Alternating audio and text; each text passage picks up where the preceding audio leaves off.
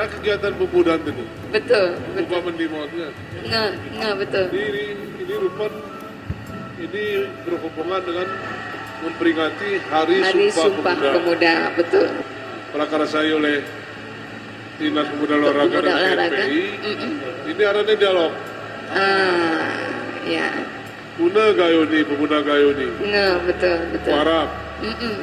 Jadi temanya sini pemuda maju, pemuda berkarya. Hana sebetulnya ini. Tapi menurut aku benar. Pemuda Aceh Tengah ini bangkitnya si luar biasa dalam keadaan COVID, bangkit pemuda itu. Iya. Termasuk menjaga-jaga kampung, katakanlah relawan, Pemuda. Kemudian juga kira pemuda tadi bangkit usahanya waktu COVID. Usaha 2020-2021. Iya, betul. Tapi Iya. kemudian juga objek wisata. Kemudian juga hana sebab Arah kegiatan-kegiatan ini kebetulan Pak. Dia bangkit usaha di pemuda itu. Iya. Tetapi kami geruk tepi honeng kena. Betul.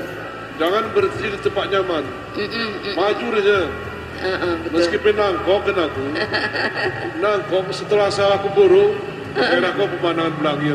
Iya, betul. Jadi itu nangkok mula. Jadi ini di dalam sini pemuda Gayoni kuat dan berkarya